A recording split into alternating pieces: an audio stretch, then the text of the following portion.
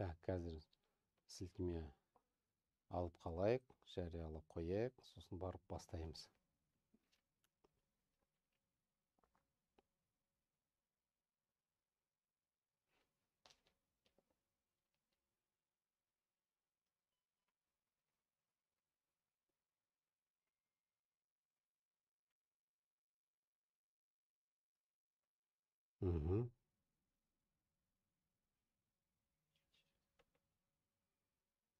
Кішкене күтуіміз керек, құрметті көрермендер. Мына бүгінгі бағдарламамыздың сілтемесін күтіп отырмыз.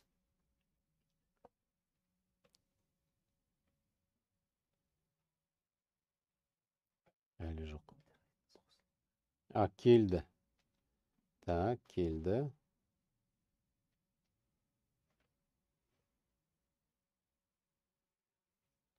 Біздің группамыз қалай? Жер міне. Онда мен бастай берейін. Иә, бастай бер.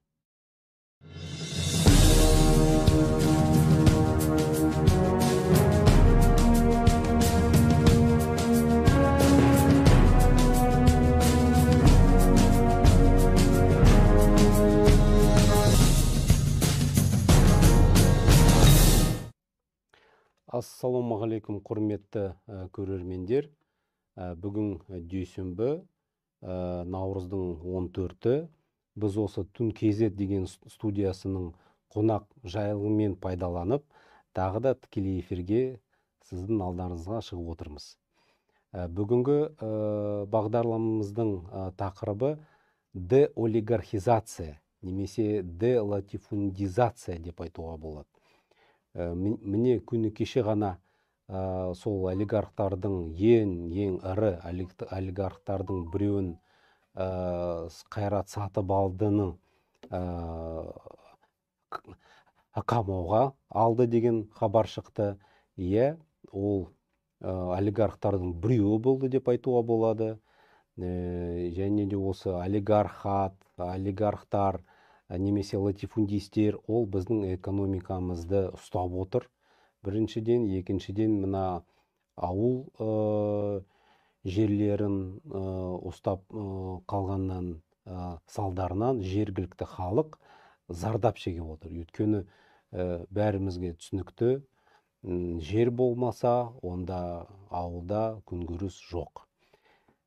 Сол үшін менің бүгінгі қонақтарым арнайы келіп отырған, біріншіден анау Қызылорда сыр елінен Қармақшы ауданы Тұрмағанбет ауылдың белсендісі Бекарыс деген жігіт. Мен міне мына Бекарыс әріптесімнің шақыруымен 2 аптадай бұрын сол ауылға барып келгенім бар. Ютубта, Фейсбукта біраз ақпарат шығарып қойдық. Қазір сөз беріледі. Сол жағында солтүстік Қазақстанның Айыртау ауданының белсенділері, мына жерде Орынбай деген жігіт отыр, және Ернұр деген жігіт отыр. Мен қазір сөзін берейін. Алдымен енді анау алыстан келген қонағымызға сөз берейік, жарай ма? Ана киелі сыр елінің тұрғыны Бекарыс. Бауырым, осы олигархтардың, яғни латифундистердің кесірінен Тұрмағанбет ауылдың тұрғындары қазір қатты зардап шегіп отыр, жерсіз қиналып жүр деген ақпарат бар.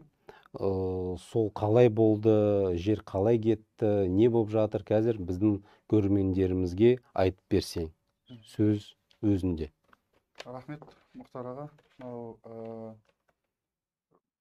Бір ауыз сөзімізді тастамай елімізге келіп, осынша республикалық деңгейге дейін көтеріп жатырсыз. Сізге көп рахмет айтқымыз келеді. Қазіргі таңда осы сіздің жарияланған посттарыңыздан кейін, ютубта, фейсбукта салған ақпараттарыңыздан кейін бізде біраз алға жылжу байқалады. Ал негізгі мәселе біздерде халықтың жер қатынастарына байланысты өздерінің толық құқығын білмеуі біріншіден. Екіншіден, қазіргі жерленіп отырған, жер иеленіп, пайдасын көріп отырған мынау жауапкершілігі шектеулі серіктестіктің басшылары, уәкілетті органдары өздерінің құқықтарын біліп тұрса да, халыққа жағдай жасауға асықпайтыны, және де өздеріне сеніп тапсырылған жылжитын, жылжымайтын дүние мүліктерді жалпы жиналыстың шешімінсіз, то есть үлескерлердің қатысуынсыз өздерінің аттарынан ашып алған шаруа қожалықтарына немесе кәсіпкерлік басқа да нысандарға аударып алуы, иеленіп кетуі, заңсыз иелік етуі дүние мүліктерге. Неке осы жағдайлар біздерді осындай жағдайға келді. Қазіргі таңда енді қолымыздан келгенше халыққа барлығын түсіндіріп айтып, өзінің иелігіне, өзінің құқықтарына не жататынын барлығын түсіндіріп, осылай жұмыс жүргізіп жатырмыз. Алла қаласа, халықтың қалауы жақын арада орындалады деп ойлаймыз. Әлбетте біз бұл ауылдың, Тұрмағанбет ауылдың мәселесін міндетті түрде бақылауда ұстаймыз. Мен барып келдім, ұмытып қалдым, ондай не болмайды. Қазір Құдайға шүкір, сіздердің аттарыңыздан хат президенттің атына ресми түрде кетті. Мен оны әлі Фейсбукқа жарияламадым, өйткені реті болған жоқ. Бірақ та міндетті түрде жариялаймын, және де хат ресми түрде кеткен соң міндетті түрде ресми жауапта беру керек болады бұларға. Оны біз күтейік онда. Ал енді солтүстіктен, мына Айыртау ауданынан келген әріптестеріме сөз бергім келеді. Кім бастайды? Орынбай ма, Ернұр ма? Жақсы. Сіздердің жерлеріңізге талас болуының себебі құнарлы болып тұр ғой? Жердің құнарлығы бар, бірақ енді қазіргі таңда судың тапшылығы да бар бізде. Сырдария өзен барлығын естіп отырған шығарсыздар. Қазіргі таңда судың деңгейі өте төмен түсіп кетті. Бірақ енді қуаңшылық дегенде болып жатыр қазір судың тапшылығынан. Ендігі күріш егу кәсібін қысқартып, мал азықты көбейтіп, сондай түрліше басқаша варианттарды жасауға болады. Құрлырды дегенде құмды елестетеміз да, көбіне ондай құнарлы жер жоқ деп ойлаймыз ғой. Сондықтан сұрап жатқаным ғой. Ал енді біздің жерге келетін болсақ, солтүстіктің жеріне келетін болсақ, мысалға жердің құнарлылығы балл-бонитетпен өлшенеді ғой. Сол мысалға максимальный 100 болса, біздікі ең жаман, ең төмен дегені 55. Основной средний 90. Өте құнарлы жер. Өте құнарлы қара топырақ нағыз. Қалай айтса, мынау күтімсіз егін егілгеннің өзінде гектарынан 20 центнерден береді. Міне солай мынау біздің жерімізді пайдаланған жаңағы серіктестіктер ешбір, қалай айтса, жерге күтім жасамай-ақ сондай пайда көріп келген. 2019 жылға дейін. Енді мәселе қайдан туындады? Бізде мынандай жағдай болды. Журналист болғаннан кейін елдің азаматтары хабарласып, жаңағы, қалай айтса, проблемаларын айтады. Ол проблема қандай? Жаңағы 1 тонна, 2 тонна пайын ала алмай жүр екен. Бидай шығып тұрса да, жаңағы жерімізді жалға алған компаниялар, анау елді бөліп, сен ауылда тұрасың, сен қалада тұрасың деп, елді бөліп, сыртта жүрген адамдарды соны себеп қылып, бидай бермей қойған ғой. Басында ақшамен береміз деген, одан ақша да жоқ, бидай да жоқ. Сондай аналардың сараңдығын айтам да. Содан енді шағым түсе берді бірінен соң бірі. Сосын мен хабарластым, жаңағы жерімізді жалға алған, жеріміздің жайын айтып өттім ғой, қандай екен, құнарлы екен. Енді осы жерді мекендеп оққан ағайынды 5 ауыл бар. Дәуқара, Егіндіағаш, Қарағамыз, Светлый, Бірлесік деген. Осы 5 ауыл 42 000 гектар жерді жайлап өтір. Өзі ата-бабамыздың жері ежелден келе жатқан. Оған ешкімнің күмәні жоқ. Ол сол жерде тұрған бал-бал тастар сол атам заманнан келе жатқан ата-баба жері екенін анықтайды. Сол жерлерде бұлар жалға алады ғой. Жалға алып пайдаланып келеді. Алдағы бір 3 жылдың көлемінде пайын береді, уәде еткендей. Сосын ақырын азая береді. Одан азая бергеннен кейін ауылдан көбі көшіп кетті ғой. Мысалға, ауылда 300 отбасы болса, 300 үй болса, соның 200 көшіп кеткен. Енді бір сөзбен айтқанда 200-ін шектеп тұр ғой тиісті пайынан. Содан енді бұларға хабарласып, жаңағы жеріміз жалған компания Жарқын СК деген компания. Осы Жарқын СК Рамут компаниясына қатысы бар тікелей. Ол Рамут компаниясын құрған қазіргі ауыл шаруашылық министрлігінде отырған белді шенеуніктердің бірі. Оған кейінірек тоқталамыз, алдында мәселе қайдан туындады соны айтайын. Содан осылай пай берілмегендіктен мен хабарластым. Елдің пайын неге жеп жатырсыздар, неге бермейсіздер? Сонда сен кімсің дейді маған, осылай сөйлейді. Сол оның юристі сонда телефонда алып оққан. Менен сұрамын, оны ауылдағы управляющийден сұрады. Ауылдағы управляющийға звонсам, ол округ орталығындағы управляющийден сұрады. Оған хабарласам, ол қайтадан Рамутқа звондады дейді. Сонымен қалай айтса, шеңбер ғой былай, бітпейтін, бір-біріне звондайды. Аяғында өзімді, сосын мен айттым, мен осы мәселені көтерем, елді толықтай оның құрамынан жерін шығарып аламын. Қолынан келсе істе дейді, осылай айтады. Енді аналардың сараңдығы былай бір тұрсын. Бассыздық әбден анау заңның бұларды заңды түрде ешқандай жаза болмайтынына өзіне сенімді түрде айтып тұрған. Енді заңгерді сөйтіп айтқаннан кейін басқасына мен сөзім жоқ. Солай айтқаннан кейін енді мен шынымен де осы намысыма тиді, принципиально зерттей бастадым. Енді зерттеген кезде ауылдың кісілерінен сұрап біле бастасам, жерді шығарып алу мүмкін бе десем, сен шығара алмайсың, неге дейді, залогта тұр дейді. Сол кезде біз сол жылы, соны білген жылы енді іздестіре бастадым ана адамдардан сұрап. Көбі соттан ұтылып, маңайдағы ауылдар осы проблемамен кезігіп, жеңіліп отқан жайы бар екен. Содан енді не істеймін? Сөйтіп сол жылы мүлдем пай бермей қалды. Бұрын ауылда санаулы адамдарға беріп келсе, мүлдем бермей қалғаннан кейін ауыл енді шу көтереді ғой, біздің пайымыз қайтады әкімдікке барғанда. Сонда әкімдік өздерінше по секрету айтқан екен, сендер пай сұрамаңдар, сендер бірінші жердің мәселесін шешіңдер, сендердің банкқа залогқа қойып қойған. Қай банк оны білуге бола ма? АКК, аграрлық несие корпорациясы, ауыл шаруашылығы жанынан құрылған қаржылық ұйым ғой, мемлекеттік субсидияны бөлуге арналған. Содан енді халықтан залогта тұрған білдік, әкімдік айтты. Енді ақырын халықтан сұрастыра бастасам, ешкім ешқайда қол қоймаған, заңсыз қойылған, келісім бермеген. Яғни халық келісім бермеген, халықпен келісімсіз жалған құжатпен қойып жүрген. Оны әлі білмейміз, жалған құжат па, қандай құжат екен. Бірақ келісім керек қой, бірақ қол қойғаны, біреу айтады қойдық дейді, біреу қоймадық дейді. Сонымен түсініксіз жағдай, бірден халық жаңағы чат құрып, халықпен бәрімен байланысқа шығып, енді жерден айырылсақ, неміз қалды, одан басқа ауылда ештеңе жоқ, шын айтса. Сол жерден түскен 1-2 тонна бидаймен ел өзінің малын асырап күнін көріп оққан жайы бар. Ешкім алақан жайы оққан жоқ о жерде. Сол 1 тонна бидаймен қаншама мал ұстап оққан семьялар бар. Ернұр, бұл жерде сұрақ туындайды. Сол ауылда қанша адам тұрады екен? Қазір данный момент 75 шаңырақ қой, енді 75 отбасы. Дәл ғана, мысалға бір ауылда. Ал басқа ауылдарда, мысалға бір ауылда 120 отбасы тұрады, бір ауылда тағы да 70 тағы. Бірақ ана халықтан қол жинамай, мына жерді кепілдік ретінде банкіге тығу, ол алаяқтық емес пе осы? Содан кейін біз үлкен көлемде жиналыс өткізіп, әкімдікте сол нені сұрадық қой, әкім мен прокурордан. Сонда әкім мен прокурор былай айтады. Ол неге келісімді, анау келген тоймен келісім жасаған мен бе деп осылай әкім шікірейіп отыр. Әкім мен прокурор. Мен бе? Сендермен келісім жасаған, маған дейін қайда қарадыңдар дейді. Сонда прокурор қайсы прокурор? Аудан прокуроры. Прокурор ма? Аудан прокуроры. Басқа прокурор. Аудан прокуроры. Сөйтіп, жаңа шалқайып отырып сондай халыққа сондай не қояды. Енді халықтың айтары жоқ, шынымен де олар әкелген жоқ, бірақ сол инвесторды әкелген оның алдындағы әкімдер. Әкімдік әкеп тұр ғой халыққа. Бір сөзбен айтқанда, халықты уысына түсіріп тұр ғой жаңағындай. Осындай тоғылардың қолына жаңағындай. Недобросовестный дейді ғой.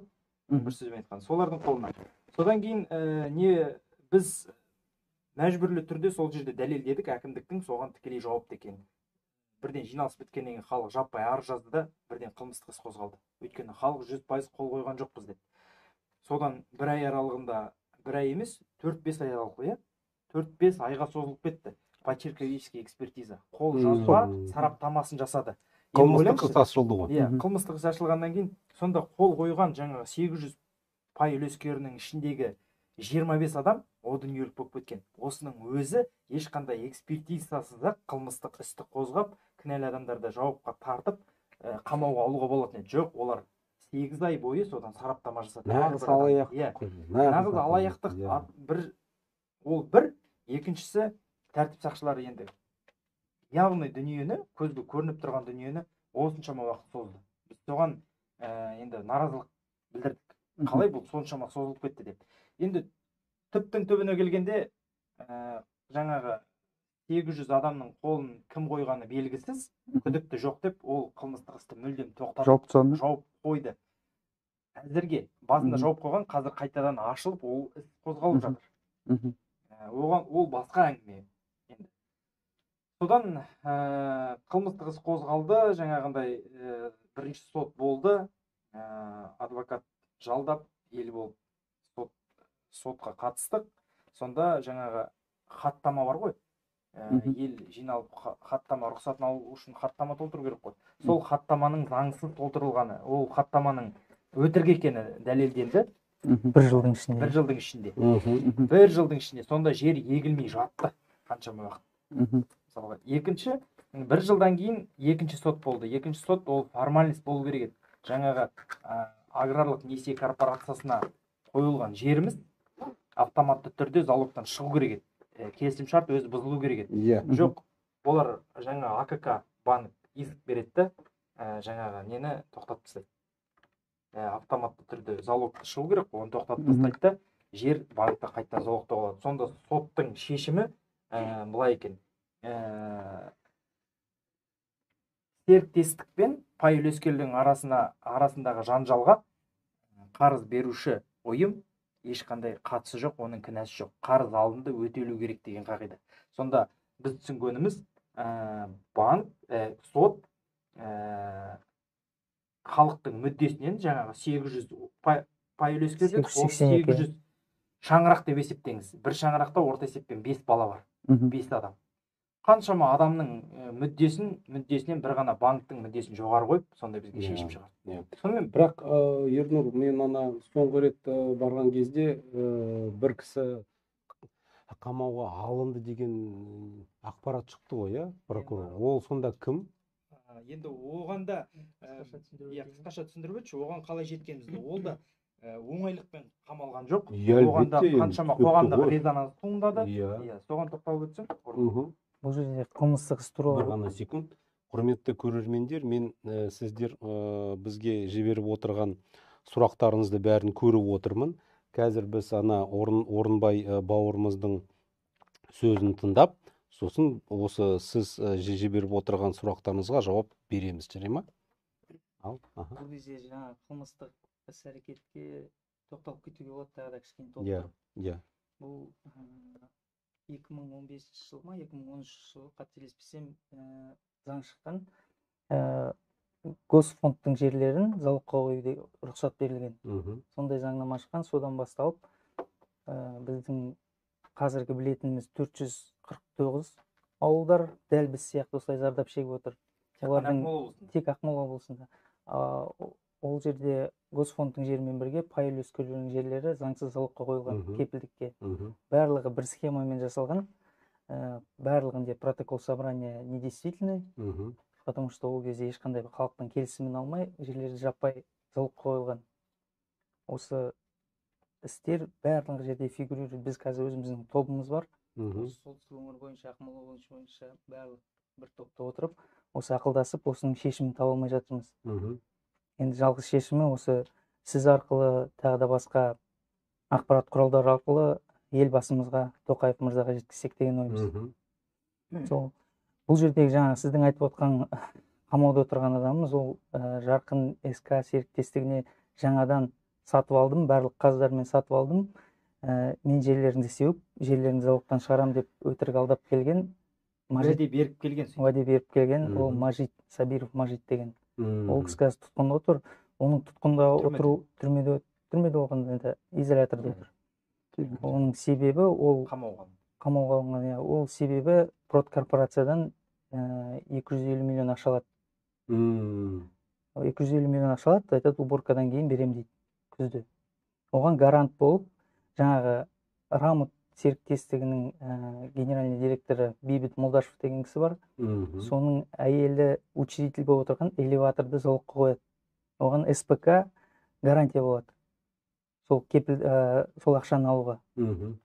Мажит элеваторды залогқа қойып 250 миллион ақшасын алады да, Содан кейін жаңағы Молдашев Бейбіттің әйелі жаңағы залогқа қойылған элеваторын признает недействительным, залогын тартып алады сот бойынша. Бұл оқиға қай жылы орын алды? Ол міне былтырғы жылы. Міне 2021 жылы. Залогқа қойған, гарантия қылып қойған элеваторын алады да, сол кезде продкорпорация не залогсыз, не ақшасыз қалады. Берілген келіскен уақытында төленбейді. Сол себепті бұл ақшаны алған компанияның иесі жаңағы Мажит Сабировтың әйелі. Ол жерде міне Жарқын мен міне Рамуттың екеуінің сыбайлас компания екеніне дәлел болады. Бірақ біздің мәселе енді бұл Мажит емес. Мажит бізге бұл былай айтқанда аспаннан түскен адам. Алдап сулап бір жыл басымызды қатырып жүрді. Ол халықтың алдына да келмейді, оған ешкім сенбейді. Бұл жерде біздің басты мәселе бұл Рамут компаниясы. Өйткені осы Рамут компаниясы біздің жерімізді залогқа қойған 17-ші жылы. 17-ші жылға дейін жаңағы жер ресурстарының комитетінің төрағасы Мұрат Теміржанов деген учредитель болған, қазіргі басшысы. Сол Рамуттың сол директоры болған. Ол кеткеннен кейін ол кісінің әйелінің ағасы жаңағы Бейбіт Молдашев. Сол кісі генеральный директоры. Қайын ағасы? Рамут компаниясының, Яғни, Мұрат Теміржанов, енді мен ол кісіні жеке танимын, өйткені ол республикалық жер комитетінің төрағасы ғой. Ал одан бұрын ол депутат болып отырды мәжілісте. Экс-депутат. Енді біздің де соттың созылуында түсінікті бар деп ойлаймын. Себебі өйткені осы кісілер нақты біздің жерімізді заңсыз залогқа қойып, қазір 5000 адам осыдан 2-ші жыл 1 грамм пай ала алмай отыр.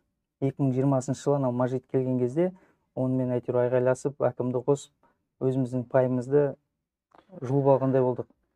Өйткені олар бірінші анау продкорпорацияның бидайын жабамыз деді. Бірақ біз келіспей, өзіміздің пай үлесімізді бірінші алып алдық. Сол осы кісілерге біздің претензия енді жерімізді залогтан шығарып, халыққа жерді қайтаруда мақсатымыз. 2 жыл бойы соттасып жатырмыз, сот әлі белгісіз, ешқандай нақты шешімі жоқ.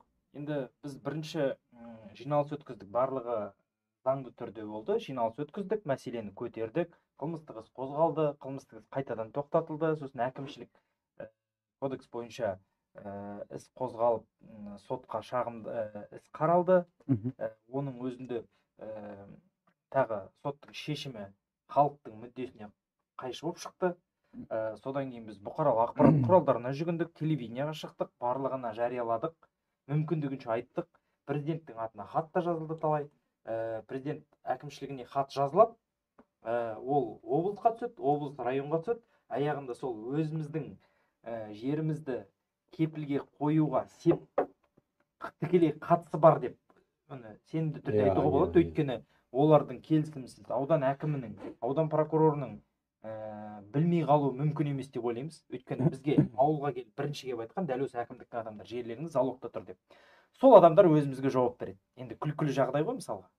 Оны біз президентке кетеді, ал жауап беретіндер мына жергілікті аудан әкімдері жауап береді. Ал аудан әкімдерінен сұрасақ, сіздер қайда қарадыңыздар, қайда болдыңыздар десек, олар айтады, біз жеке серіктестіктің шаруасына араласу құқымыз жоқ дейді. Ол коррупция болып есептеледі. Құқысы бар.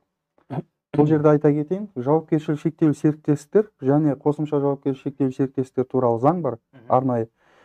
Біздер мынау жалпы ауыл шаруашылығымен айналысатын мекемелер, енді сіздер, например, бидай өндірісі, біздің ауыл жақта күріш өндіреді, например, да. Осы мекемелердің барлығы тонның негізінде жұмыс жасап отыр. То есть, сіздердің ауылдың тұрғындары, біздің ауылдың тұрғындары барлығы жерлерін құрылтайшы есебінде жер үлесін беріп, құрылтайшы ретінде тіркеліп отырды. Осы құрылған шаруашылық жауапкершілігі шектеулі серіктестік болғаннан соң, негізгі сүйенетін басты заңы жауапкершілігі шектеулі серіктестік және қосымша жауапкершілігі бар серіктестіктер туралы заң. Осы заңға сүйенетін болсаңыз, 61-ші бапта айтылады, жауапкершілігі шектеулі серіктестіктің мүдделер қақтығысы уәкілетті органдармен, то есть басшылармен мүдделер қақтығысы. Осы мүдделер қақтығысы жергілікті уәкілетті органдармен, органдардың шешімімен, немесе соттың шешімімен шешілу керек. Жалпы жиналыс біріншіден, екіншіден уәкілетті мемлекеттік органдар, үшіншіден сот. Неге уәкілетті мемлекеттік орган деген ол жерде тікелей сіздің әкімдігіңіз. Яғни бұл кезде Осы 61-ші бапты екінші пунктын басшылыққа алса, әкімдік тікелей араласуға құқылы. демек заңда әкімдіктің міндетін айқындап берген, бірақ олар өз міндетін халықтың алдында біз ақталып отырған несі бар ғой. Сонда бір сөзбен айтқанда, мысалға президенттің сенімді түрде қойған адамы сенімді ақтамай отыр. Демек ол әкімдік таратылу керек қой. Заңды түрде солай ғой, Бұл жерде айтып кетейін, жаңағы сөзіңізге әкімдік деген кезде. Бұл жерде біздің 2 жылдың ішінде бармаған жеріміз жоқ, баспаған тауымыз жоқ.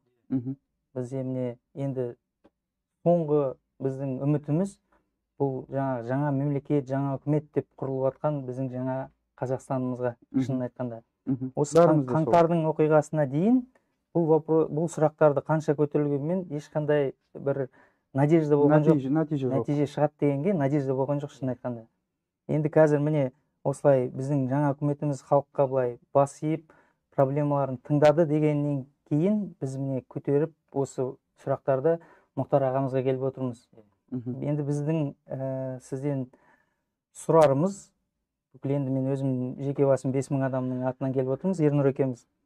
Осы біздің проблеманы елбасына жеткізіп, елбасы осыны дұрыс түсініп, жаңадан бір комиссия құрса, осы мәселелер бойынша. Өйткені солтүстік өңірдегі барлық ауылдарда бір ауылдан өтсеңіз, екінші ауылда однозначно осы вопростар тікелей көтерілген. Республика көлемінде. Сондықтан менің ойымша бұл жерде бір шешім, бұл жерде әкімдікте ешқандай нәтиже береді деп ойламаймын мен. Тем более аудан әкімдігі немесе облыс әкімдігі. Бұл жерде тікелей елбасының қатысы керек. Тек жоғарыдан приказ түсу керек дейді. Жоғарыдан комиссия құрылып, независимый комиссия құрылып, сол комиссияның ішіне мықты осы еліміздің заңгер, міне Мұхтар ағамыз сияқты елдің мәселесін көтерілетін мықты жігіттер келіп, осы сұрақты көтеріп, түбіне жетіп, жаңағы заңсыз қойған адамдарды жазалап, жерінен айырылған халыққа жерін қайтарып беретін комиссия келмесе, бұл мәселе шешілмейді. Өз жеке басым осылай ойлаймын. Дұрыс айтасыз. Так, онда мен жауап берейін, Әлбетте, бұл проблема тек қана осы 2-5 ауылдың проблемасы емес. Мен де жер мәселесімен өздеріңіз білетіндей бір 5 жылдай айналысып жүрмін. Кез келген ауылға барсам, проблема осы. Ана былтыр Кегенге барып келдім, Мақпал деген белсендісі бар. Қызылағашқа барып келдім. Енді мен де біраз ауылдарды былай араладым. Барған жерім осы болады, осы проблема туындайды, мына проблемаға көзім жетеді. Сол үшін ол проблема тек қана осы бір ауылдың, екі ауылдың проблемасы емес. Ол жүйелі проблема, бүкіл Қазақстан бойынша ауылдардың проблемасы осы болып тұр. Пай жүйесі. Сол пай жүйемен пайдаланып, мен қазір өз пікірімді айтайын. Осы пай проблемамен пайдаланып, бір 15-20 жыл бұрын мемлекет алды да мына ауылдың халқын алдап кетті деп есептеймін. Өйткені осы пай жүйесін енгізген кезде кім зардап шекті? Тек қана осы қарапайым халық қана. Жер мына латифундистердің қолында табылып қалды. Соның салдарынан сіздер о кезде бала болдыңдар, дұрыс па? Қазір осы жер берілді ғой. Жер берілді, бірақ сосын бәрібір осы қитұрқы тәсілдермен жер бәрібір 1-2 адамның қолында ғана табылды ғой. Соны бұл проблеманы қазір мына сот былай деуі мүмкін. Срок исковой давности деген ұғым бар. Ол кетіп қалды, айтылып жатыр. Сосын әкімдер ол жеке кәсіп, жеке мекеме біз арал салмаймыз деп айтады. Сосын әкімдер 1-2 жыл отырады, сосын кетіп қалады бәрі, ауыса береді. 2 жыл сайын. Ол 2 жыл сайын. Ол мына менің мәселем емес, мен ол кезде болған жоқпын деп айта береді. Дұрыс па? Бұл проблеманы шешу үшін президент мырза саяси шешім қабылдау керек. Өйткені заң жолымен барсақ, бәрібір ана сот исковой давности деп айтады, тағы бір. Бұл жерде құрметті президент мырза Қасым Жомарт Кемелұлы, билік сіздің қолыңызда, біздің қолымызда түкте жоқ. Бізде тек қана осындай қоғамдық резонанс тудыру арқылы сізге бұл ақпараты жеткізу ғана. Ол бір-екі ауылдың проблемасы емес, ол бүкіл Қазақстанның проблемасы. Ал ауылда халқымыздың тең жартысы өмір сүріп жатыр. Біздің буынымыз бұл проблеманы шеше алмаса, онда біздің балаларымыз, немерелеріміз бұл жер қалай кетті, қалай мына латифундистердің отбасыларында табылды, тіпті білмейді қалады. Сол үшін сіз осы мемлекеттің басшысы бола тұра саяси шешім қабылдауымыз керек деп есептеймін. Мына пай жүйесін қайта қарастыру керек. Жер сол ауылда тұратын халықтың аттарында болу керек. Ол кооператив арқылы ұйымдастыруға болады. Мысалы, сол жергілікті халық кооперативті құрып, сол жерді өз аттарына алып, өздері сол жермен айналысу керек. Не малмен, не егістік жермен. Ол бір вариант бар. Әлбетте мемлекет техника жағынан, тұқым жағынан жыл сайын көмек көрсету керек. Өйткені халық техника сатып алудың жағдайы болмай қалады. Дәл сол олигархтар мемлекет тарапынан көмек көрсетпейді демейміз, көмек көрсетіліп жатыр, бірақ субсидияны алатын дәл сол жерімізді заңсыз алып алған тағы да сол олигархтар, латифундистер алып отыр. Солай ғой, латифундистер. Сосын мына субсидия алатын болсақ, сол субсидияны ең ірі фирмалар алады біріншіден, екіншіден олар бәрібір қалай болса да бірнеше жылдан кейін банкротқа ұшып кетеді. Рас па? Рас. Яғни бұл жерде өткен жемқорлық жүйесі басым болып тұр. Сол үшін менің ойымша мынандай кооператив ол бір вариант, басқа да варианттар бар болуы мүмкін. Заңгерлер жиналып, мен оған ат салысуға дайынмын. Бір шешім, саяси шешім біз қабылдауымыз керек деп есептеймін, республикалық деңгейінде. Біз қазіргі таңда мына ақылмен, парасатпен айтып отырмыз бұл жерде. Мына жігіттердің артында біз 5 мыңдай адам тұр. 5 ауылдың адамдары тұр. 5 ауылдық ғана. Солтүстік басқа әңгіме. Бекарыс та өз атынан емес, ауыл жұртының атынан келіп отыр. Басқа да белсенділерді мына жерде мен шақырсам, осы бөлмеге симай қалады. Біз мерзім берейік. Қазір енді наурыз айы ма? Осы наурыз айының аяғына дейін бір қадам осы президент тарапынан біз күтейік. Өйткені бұл проблема қазір ғана туындаған жоқ, бұл проблема белгілі проблема. Бірақ егер сәуірге дейін ешқандай шешім, ешқандай қадамдар болмайтын болса, онда біз заң жөнінде митингке шығуға дайынбыз. Ол митинг, ол жалпы ұлттық митинг болады. Әлбетте қазір митингті ұйымдастыру оп-оңай, өйткені ескерту ғана керек, бұл жерде ешқандай рұқсат та керек емес. Әр ауыл, онда мен өз басым бұл мәселені қолға алам. Әр ауыл қалаға бармай-ақ та болады да, сол ауданда жиналып, халық көшуге әбден дайын. Мен соны айта алам. Өйткені халық өте, қазір уже халықтың жағдайы әбден нашарлап кетті. Күнкөріс өте нашар. Мына Астананың төрінде оп-оңай айтуға, ал ана жерге барсаңыздар, сонда ғана көресіздер. Біздің министрлер, біздің ана үкіметтің басшылары ауылға ешқашан аяғын баспайды, қадамын баспайды, бармайды, өйткені қорқады. Өйткені ауылдың адамдары оларға нақты сұрақ қояды, сондықтан бармайды. Ал егер біз енді өкінішке орай мемлекетімізде мынандай қалай деуге болады, әдет пайда болды да халық көшеге шықпай проблема шешілмейді. Біз қазір парасат түрде айтып отырмыз. Мені көп адам қарайды, мен оны білем мен. Иә. Сол үшін біз мына мерзім осы 2 апта беріп отырмыз. Үкімет тарапынан, ауыл шаруашылық министрлігі атынан, жер комитетінің атынан қандай болса да қадамдарды біз күтейік. 2 апта. Сосын сәуір айында мен өз басым жалпы ұлттық митингті ұйымдастыруға кірісем. Сонда осы Астанадағы билік ауылда тұрған жұртының проблемасын нақты көретін болады. Сонда бәлкім комиссия құрылатын болады. Бірақ соған мына радикалды қадамдарға апармай, давайте осы наурыздың аяғына дейін біз ақылдасайық, не істеуге болады. Тағы да қайталап айтып отырмын, президент бұл жерде саяси шешім қабылдау керек. Өйткені заң бойынша міне уже өмір өтіп бара жатыр. Балалар өсіп жатыр, жер жоқ. Сол проблеманы біз осылай шешуіміз керек. Және де маған бізге бәрімізге сұрақтар келіп отыр. Мен оны да оқып берейін, жарай ма?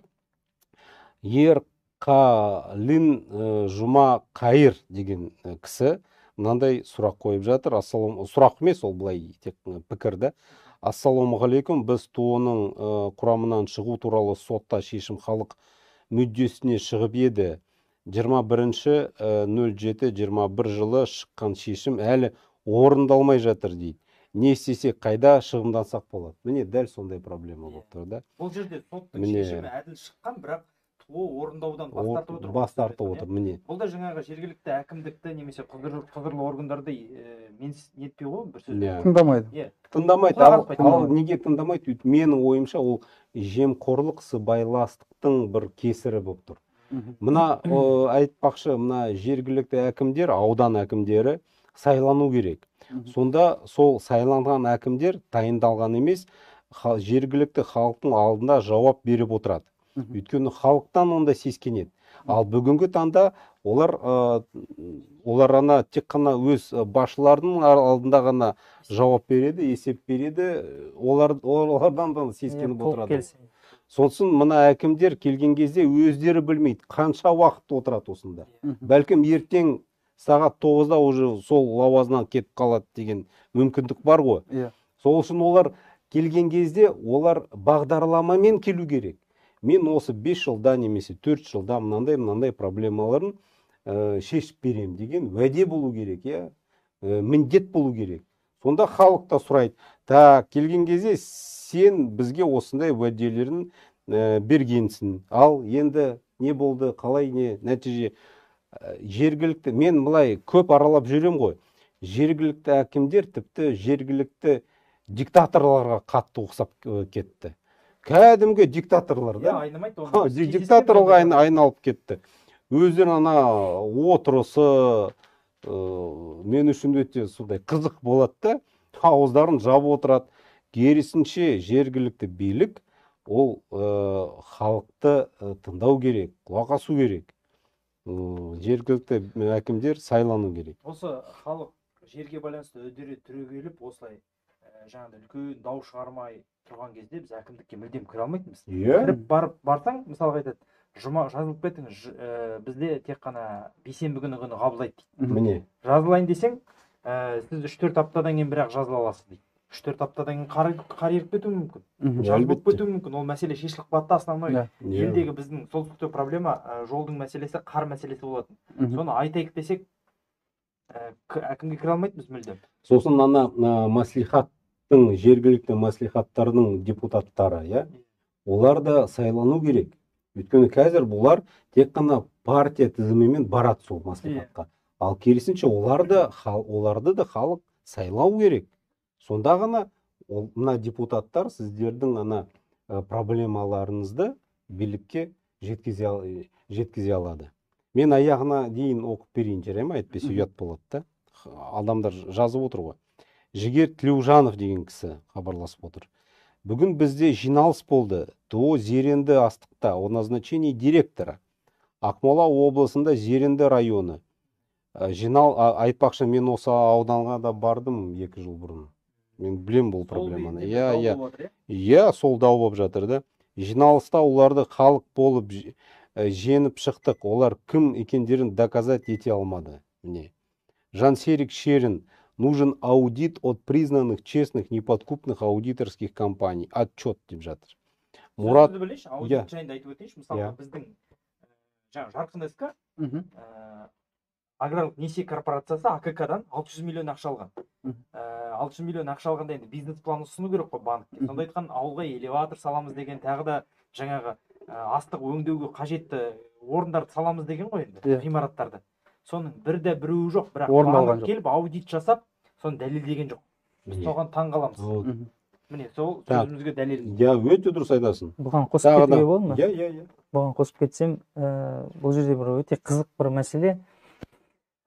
Қандай шешім болмаса да халыққа қарсы шешім шығып жатыр. Бұл жерде өйткені Жарқын СК компаниясы 42 мың гектарды халықтың келісімінсіз ақшалап, 600 миллион мемлекеттің ақшасын АКК-дан. Сосын ол жерде гарант болып, оған Рамут компаниясы болады, гарант болып. Кредит алғанда көмекшісі болады ғой, кепілдеме ретінде. Гарантия болып, Рамут компаниясы болғанда, енді Жарқын төлемейді, бірақ Рамуттан ешқандай сұраныс жоқ, гарантия болған. Мен онда қосайын, мына бүгінгі продкорпорацияның басшысы бұрынғы ауыл шаруашылығы министрі Сапархан Омаров деген кісі отыр. Қазіргі таңда. Сондықтан ол бұл жерде белгілі ғой, ол кісі космомониторингті қарсы болып отырған. Так, мен аяғына дейін оқып берейін, өйткені мына кісілердің алдында ұят болады. Айтпақшы, мына космомониторинг туралы Дихан Каршалов деген әріптесіміз сұрақ қойып жатыр. Кеш жарық мұқа жігіттер дейді. Ең бірінші космомониторинг туралы айту керек болып тұр. Өйткені ауыл шаруашылық министрлігінің мүддесі бар ма деп ойлаймыз. Мен айтайын сіздерге, осы жоқ 10 күн бұрын жер комитетінің қасындағы сараптама кеңес деген не ашылды. Мен соған кірдім, мені шақырғаннан кейін мен де кірдім. Бірінші отырысында министр қатысты да. Мен дәл осы космомониторинг туралы сұрақ қойдым. Ал не болды осы? 1 жылдан астам сол космомониторинг істемей жатыр да. Неге істемей жатыр? Өйткені бір мемлекеттік жүйе ИСЖ деген, идентификация сельхозживотных, және екінші мемлекеттік жүйе қолдау КЗ деген жүйе, бір-бірімен интеграциясы жоқ. Сол интеграциясы бұзған осы Сапархан Омаров деген министр бұрынғы. Қазір қай жайылым бос, қай жайылым толтырып тұр, біз көре алмаймыз сол интеграциясы бұзғаннан. Мақсатты түрде бұзған. Иә, мақсатты түрде, мен солай ойлаймын, ол менің пікірім. Өйткені мен былтырдан бері осы проблема туралы айтып отырмын. Енді осы министрге жаңа, енді қалай жаңа, қанша жарты жыл бұрын келіп отыр ғой. Сұрақ қойдым, неге сол интеграцияны қоспайсыңдар деп. Себептер бар, анай-мындай маған келіп кетіңіз. Мен айтым, мен жалғыз бармаймын, онда басқа осы сараптама кеңестің мүшелері менімен бірге барады, ашық түрде талқылайық. Кім кінәлі? Оған келіспейді. Оған 10 күн болды, маған келіп кетесіңдер деп айтты, 10 күн болды, ешқандай жауап жоқ. Міне, министрлердің түрі осы. Мен осы жеке той туралы барам деп отырған жоқпын. Ол мемлекеттік мәселе. Өйткені жергілікті халыққа осы жайылымдар ауадай қажет болып тұр. Ал олар неге босатылмайды? Өйткені жемқорлық сыбайлас, өйткені адами фактор. Ал космомониторинг ол мына сергек секілді адами факторы жоқ бір тәсіл. Сол үшін мына бұзып отыр. Міне космомониторинг туралы. Мен аяғына дейін оқып кетіп, сосын уже әңгімелесіп отырамыз, жарай ма? Міне аз қалды да. Так, доллар 1000 теңге болу мүмкін бе? Маған сұрақ қойып жатыр. Әлбетте мүмкін, бәрі де мүмкін. Өйткені теңге 20 жыл бұрын енгізілген кезде теңге қанша? 3 теңге 1 доллар болды ғой. Қателеспесем. Қазір міне 500-ден асты. Сондықтан 1000 да болу мүмкін. Егер үкімет жөн экономикалық саясатын жүргізбесе, онда экономикамыз одан да құрып кетеді. Мына Ресейдің ахуалы қандай болып тұр, мүшкіл. Ал біз Ресеймен бір экономикалық тікелей байланыстамыз. бірыңғай экономикалық союздамыз. Сондықтан бізге де әсер етеді. Бір мында болуы мүмкін. Сол үшін айтып отырғаным ғой. Біз осы одақтан бас тартуымыз керек, кетіп қалуымыз керек. Так, мүдделер әрине бар, сол кінәлі тұлғаларды жауапкершілік тарту керек, нақты әрекет керек. Рахмет, ол Абзал Алпысбайұлы деген кісі. Рахмет, иә. Нұрлан Искаков деген кісі қойып жатыр. ТО-дан шығу туралы 21 жылы шыққан заңды қайтадан алып тастады ма? 178 статья бойынша. Айтып отырмын ғой, заң жөнінде бұл жерде мындай нәтижеге жету өте қиын. Өйткені ол ана срок исковой давностида кетіп қалды. Бұл жерде президент мырза өз мойнына жауапкершілікті алып, саяси шешім қабылдау керек. Мына пай мәселемен не істейміз? Мен ойымша, біз пай жүйеден бас тартып, жаңа жүйені орнатуымыз қажет. Мысалы, кооператив. Мына жергілікті халыққа тиесілі болу керек. Осы ауылда тұрған адамдарына тиесілі болу керек. Мына кооперативті құрып, сол кооперативтің атына техниканы мемлекеттен алып, сол жергілікті халық сол жермен өздері айналысуды. Яғни мемлекет тарапынан, бұл кооператив құрылғаннан мемлекет тарапынан қолдау жасалып, техника ешқандай залог берілу керек, залог қойылмайды. Залог бұл жерде қажеті жоқ, мен ойымша. Өйткені ол сол кооперативтің жауапкершілігі болу керек. Сосын тұқым да керек. Ертең агрохимия керек, дұрыс па? Бұл жерде мына бізде мемлекетімізде ондай мүмкіндік бар. Өйткені бәрібір субсидия кетіп жатыр. Осы субсидияның 40% міне желге кетіп жатыр деген мәлімет бар. Мына ақшаны сол жергілікті халыққа құю керек деп есептеймін. Өйткені ұрланып жатыр ғой сол субсидия. Бәрібір мына фермерлер біраздан кейін банкроттыққа ұшырады. Дұрыс па? Рас қой. Ал мына жергілікті халық сол кесірінен, ол жемқорлық жүйенің кесірінен зардап шегеді. Онда басқаша жасауымыз керек.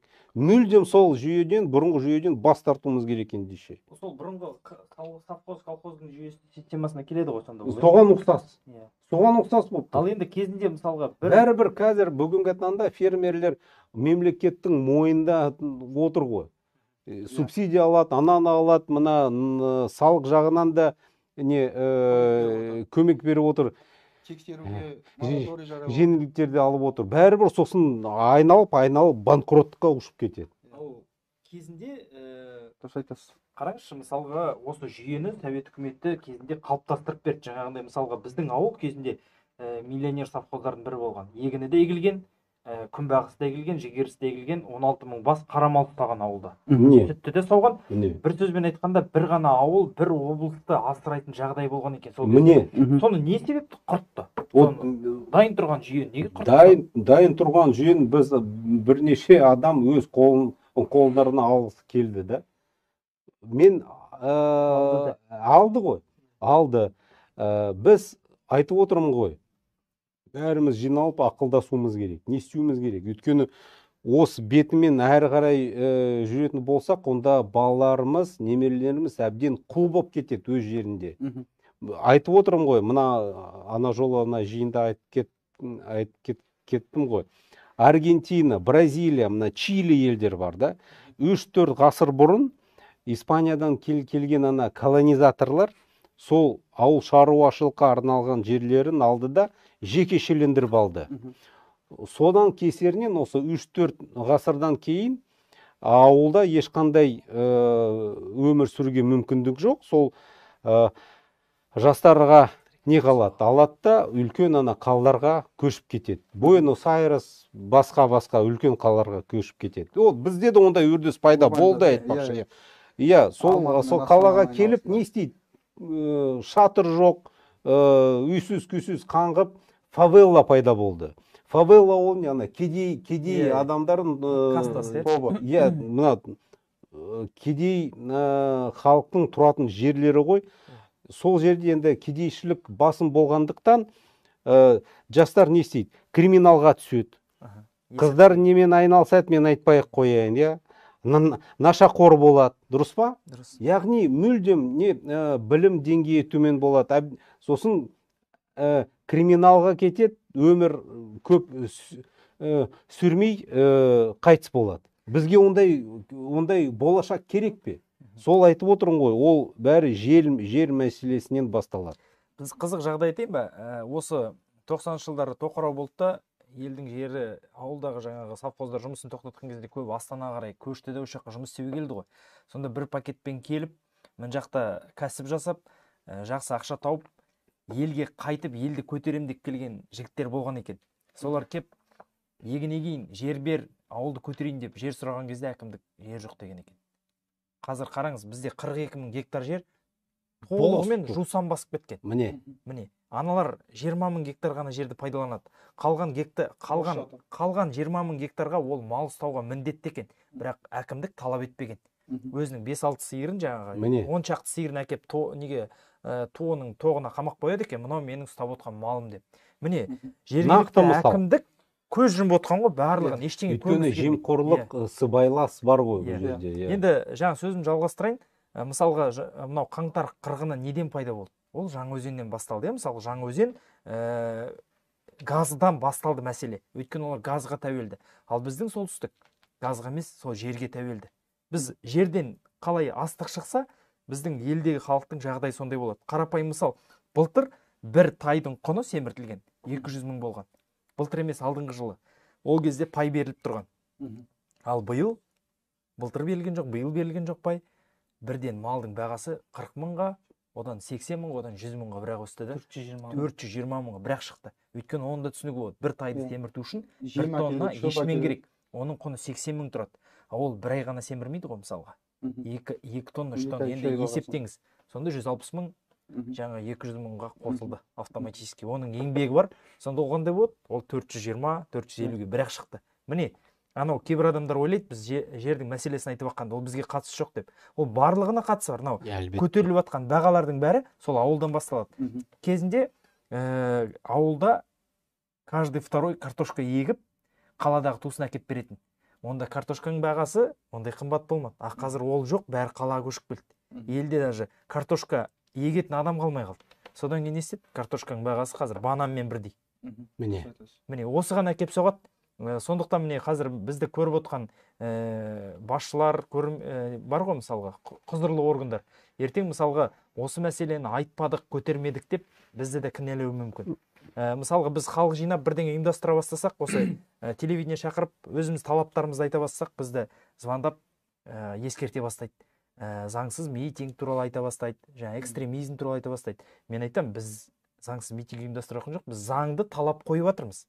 Бірақ ұйымдасқанымыз сонда заңды талап қою үшін біздің жиынымыз заңсыз болып есептеледі екен. Ал олардың алаяқтардың жасап жатқан ол заңсыз емес, олар білмеймін енді оны. Көзіме қарайды ғой. Жоқ, бұл жерде бүгінгі таңда осы айтпақшы митинг туралы заңға да мен атын салыстың кезінде мен бұл заңды жақсы білем. Қазір оп-оңай бейбіт митингті ұйымдастыру үшін 5 күн бұрын ескерту ғана, өтінішті емес, ескерту ғана жазасыздар. Болды, шығуға мүмкіндік бар. Оны кімге жазу керек сонда? Ана жергілікті әкімдікке, ол ана электронный түрде жазу керек. Толтырасыңдар да, формасын жібересіңдер да, болды. Ал енді дұрыс бағанан бері айтып жатсыздар. Мен де енді эфирді пайдаланып тоже жағдайдың қалай болған бәрін айтқым келеді. Енді Мұхтар ағамыздың өткенде ауылға барды, жиын болды, қанша халық жиналды, көрдіңіз. Қазір жемқорлықтың датовой дендеп кеткені, мен сіздерге айтайын, телеарналарға да еніп кетті да. Менің бір ренжігенім, Первый канал Евразия шақырдық жігіттерге. Өтініш жасадық. Келді, түсірді. Жаңалықтан күтеміз. Көрсетпей қойды. Міне. Содан кейін жігіттер хабарласам. Ассалаумағалейкум жігіттер. Біздің эфир берілмеді ғой, эфирден берілмеді ғой біздің неміз. Қалай болды бұл? Сөйтсек сіздер соттасып жатыр екенсіз дейді. Біз соттасып жатқанымыздың не қатысы бар ол жерде? Ол соттасып жатқан кезде болмайды екен. Біз Астанаға жібердік дейді. Астанаға звондаймын, Қызылордадан осындай эфирге программа не келді ма? Жоқ, келген жоқ дейді. Сізге хабарласып айтамыз, болмаса өзіңіз кейін звондаңыз. Кейін звондадым Астанадағы несіне. Телефонын алмай қойды. Онда біз оны айтайық. Иә. Ол Евразия деген телеарнасына үлкен сын. Үлкен сын. Өйткені әлбетте репортаж жасауға болады, мен оны білем. Талай рет осындай жүрдім. Максимовкаға да мына жерде Астанадан 20 шақырым орналасқан ауылға бардым. Ол кезде де олар соттасып жүрді. Бәрібір репортаждарды телеарналар көрсетіп отырған. Сондықтан Евразия арнасына үлкен сын айтып отырмыз. Ол ұят нәрсе болды. Енді кешірім сөзіңізді білейін, осыларда журналистермен жұмыс істеудің де әдісін айтып өтейін.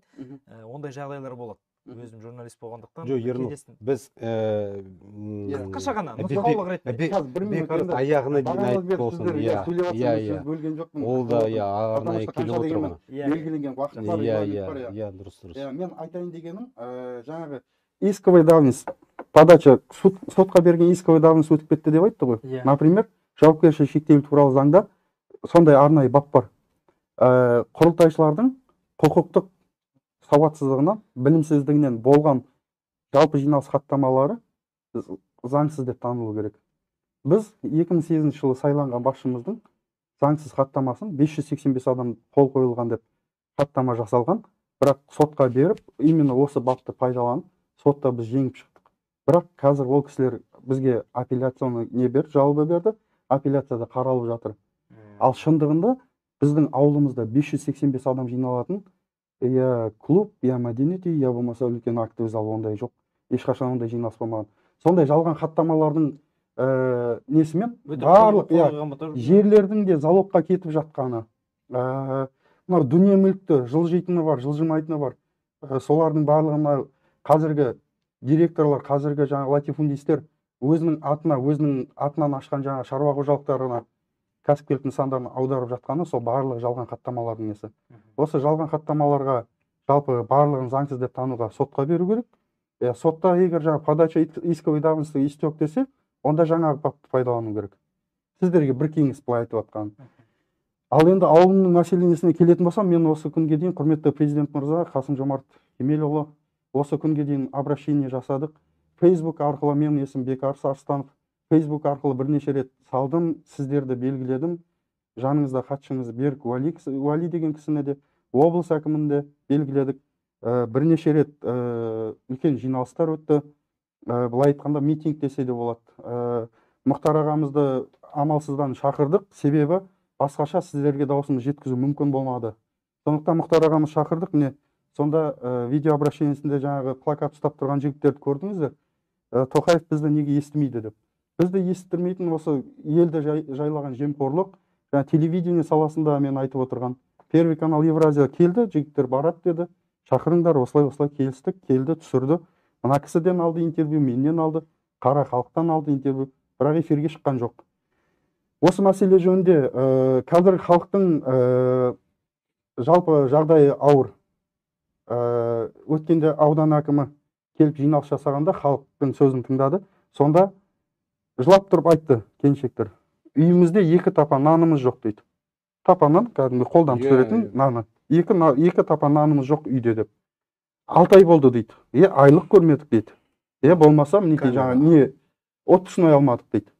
Үйімізге жалақыларын да беріп жатыр ма? Менде барлық видеолар сақтаулы. Мүмкін болса мен әлде де Facebook'қа немесе осында YouTube каналдарға шығаруға тырысамын. Бірақ сол жерде ең Озат деген комбайнер ағамыз бар, Бостай деген. Сол кісі Озат комбайнер, жұмысты жақсы жасайды, ақшаны да жақсы табады. Бірақ кейде еңбегі бағаланбай жататын кездер бар. Сол кісілердің айтқан сөзі бар. Үйімізге қонақ шақыруға ұяламыз дейді. Себебі дастарханымызға қоятын тамағымыз жоқ дейді. Жағдайды, ауылдар жағдайды. Ал ауыл мемлекет тасалап отырған ауыл емес пе? Барлық ауыл шаруашылық өнімдерімен, күрішпен, мінекей, мына жігіттер мінекей бидаймен ауылдар қамтамасыз етіп отыр. картоппен басқамен. Например, Россиямен жағдай қазір белгілі. Ол Россиядан бізге ендігі картоп келе ма, келмей ма қазір? Ол да үлкен вопрос уже. Осы мәселелерді шешу үшін құрметті президент сізден сұраймыз, елдің атынан, ауылымыздың атынан үлкен көмек көрсетсеңіз, септігіңізді тигізсеңіз, хотя бы мынау сот саласында, прокуратурада бізде бірнеше рет арыздандық, дүние мүлкімізді талан-таражға салып жатқан соң. ДР-ге жіберсек, неге жібереді? Ішкі аудитке жібереді. Ішкі аудит жаңағы неге жібереді? Департамент полиция, прокуратура жібереді. В общем, былай айтқанда, допша тебеді екі ортада. Ал мынау жауапкершілік шектеулі серіктестік туралы заңды басшылыққа алуды білмейді. Себебі заңдарда барлығы анық жазылған. Ұрлық жасау, тонау, жымқыру барлық баптарда бар. Қылмыстық кодексте де бар, жауапкершілік шектеулі серіктестік заңында да бар, бәрінде бар. А осы баптарды неге пайдаланбасқа? Неге осы мәселелерді тезірек шешіп тастауға болмайды? Біз неге айлап, жылдап соттың соңынан жүгіру керекпіз? Кеше болды, бір сот отырысы 30 күннен кейін жиналамыз дейді. Оған дейін қағаздарыңызды өткізіңіз дейді. Қазір біз егін екпейміз ба? Бізге мүлкімізді талан-таражға салып отырған басшының шындығында қазір түкке қажет жоқ. Ол кісіні алып тастап, біз қолынан іс келетін жігіттер немесе осы ауылға, елге, аймаққа жаны ашитын жігіттер қолға алып қарасса дейміз да, қолындағы барымен халықпен бөлісетін. Бізге оған мүмкіндік бермей отыр. Соттан сот, анаққа тебеді, департамент полиция, прокуратура, ол ДР-ге тебеді, ол ішкі аудитке тебеді. Неке, ешқандай нәтиже жоқ. Ішкі аудиттің на самом деле құрылтайшылардың 10% жиналған кезде автоматом шақыруға болады екен. Құқымыз бар. Бізге неге олар мешайт ету керек? Ішкі аудитті шақыруға. Сөзіңізді толықтырайын, бұл жерде міне елбасымызға біраз өз ұсыныстарымызды, өз талаптарымызды айтып жатырмыз. Менің де қосатыным бар. Себебі біздің осы жерде міне біз өз басымыз, міне Ернұр екеуміз 2 жылдан бері соттасып жүрміз осы жер мәселесі бойынша. Бірақ 10 жылдап соттасып жүрген ауылдар бар. Міне оңтүстік өңірден солтүстік өңірге дейін барлық жаппай жер мәселесі толық бір заңсыздыққа ұшырап отыр. Осы кездегі біздің барлық айғай шуымыз, айғай зарымыз сондағысы осы егістіктің 7% үшін. Өйткені сепкен тоғы халыққа тек пай ретінде көп дегенде 7% қана үлесін береді. Ол жақсы екен сіздерде. Тыңдаңыз, Осы 7% үшін, осы 7%-ті өзімізге мемлекеттің тарапынан берген жерлер ғой ол, право пользования. Осы жерді біз 7% ала алмай, осындай бір үлкен мәселе қылып көтеріп отырмыз. Біз анау мұнайдан біздің долямыз сұрап жатқан жоқпыз, халыққа тиесілі, газымыздан сұрап жатқан жоқпыз, көмір, алтын бар, бүкіл Менделеевтің таблицасы шығады ғой Қазақстан жерінен. Біз олардан ешқандай халыққа үлес сұрап жатқан жоқпыз. Біз өзі аздап берілген 6 гектардан бар. Бір семьяға 6 гектардан берілген жерлер бар. Менің өз әкем 6 гектар жер алады, пай алады. 6 гектардан 600 килограмм жерден сұраймыз дейсіз. 600 килограмм. Осы бір несчастный, енді орысша айтсам ренжімеңіздер, осы 7% әңгімені осыншама дау қылып, осылай біз көтеріп отырмыз мемлекеттік деңгейге, президенттік деңгейге. Президент енді еліміздің басы, бірақ оның қолы жаңа үкімет істейтін. Осы жаңа үкіметке осындай үлкен сын, өткенде үкіметті енді жамандамай қояйық, енді жаңа үкіметке осыны қолға алып істесін деген үміттеміз біз. Егер мынау осы жерге берілген жердің бір 7% көлемін халық өзі пайдасына таба алмаса, жаңа үкіметтің құны 5 тиын, менің ойымша. Жаңа сіз айтып жатсыз ғой, сот соза береді деп. Шынымен де қазіргі соттарда бір, білмеймін, қандай шаруалары бар екен білмеймін, әрбір соттың уақытын айлап, Ернұр, бізде уақыт уже таусылып жатыр. Сондықтан мына екі жігіт өте керемет айтып кетті. Сенің де ондай мүмкіндік беріп отырмын. Тікелей президентке қандай ойын бар, ұсыныстардың бар, мұның бар? Егістік деген ол уақытпен шектеулі дүние ғой, уақытында егіліп, уақытында орылу керек. Дәл сол сияқты соттың шешімі де бұндай жерге келген мәселені талқылаған кезде созбаққа салмай, қысқа нұсқа тез шешімін шығару керек деп ойлаймын. Бұл жерде ешқандай талқылайтын мәселе жоқ. Алдаған халық бар, алдаған тарап бар, сотты шешімін шығарып халыққа беру керек деп ойлаймын. Екінші мәселе, сіз жаңа журналистермен жұмыс жасауды айтып жатсыз ғой. Көбі сөйтіп алданатыны бар енді. Жасыратын жоқ енді. Жемқорлық бар елде, ондай журналистерге де қатысы болуы мүмкін. Журналист шақырдыңыз ба?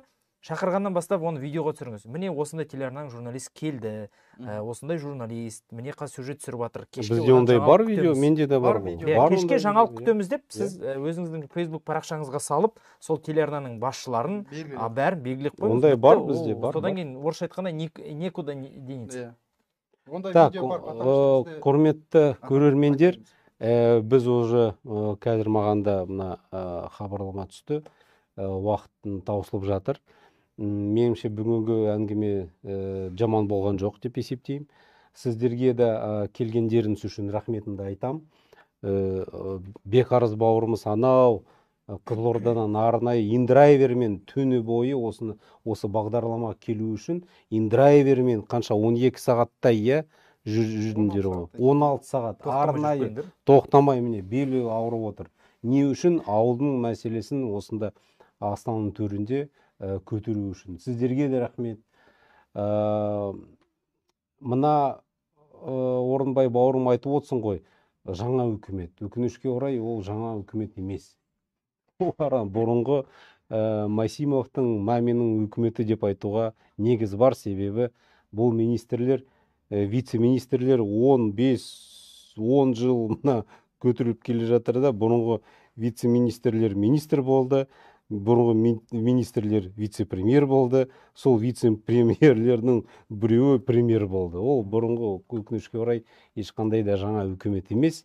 Бірақ осы мен былай істейін да, мына жігіттерді, қыздарға айтайын, бәріміздің сөзімізді біз былай кесіп, президент атынан арнайы былай жариялап қоям мен.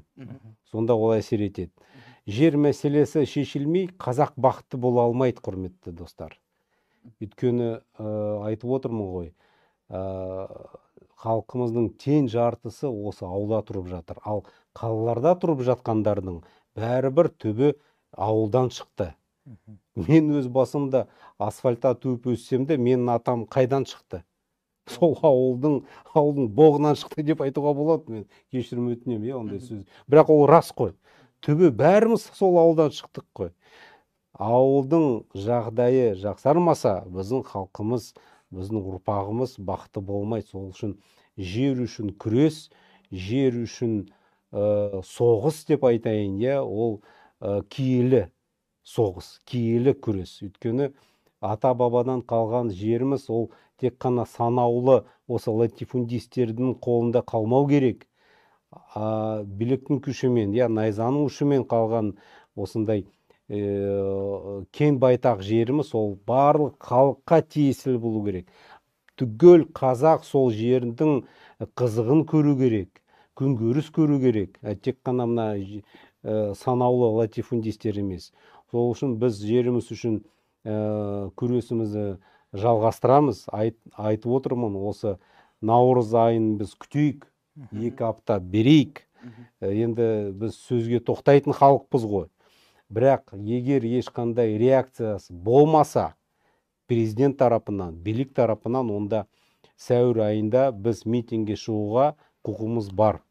Біз сол құқығымызбен пайдаланып, ондай әрекетке баруға әзірміз. Өйткені өкінішке орай біздің мемлекетте мынандай әдет пайда болды да, халық көшеге шықпай-ақ ешқандай проблема шешілмейді. Ол ешкім тыңдамайды. Жергілікті билік тыңдамайды, Астанада отырған үкімет те тыңдамайды. Ал жарайды, олай болатын болса, біз бейбіт митингті ұйымдастырайық онда. Көп ауылдар шығады, мен оны білем. Мен ондай өңдеу жасасам, керек болса жауапкершілікке өзім барам. Бірақ жер мәселесі шешілу керек, осы биылда шешілу керек. Жаңа Қазақстан құратын болсақ, онда жер мәселесінен бастауымыз керек.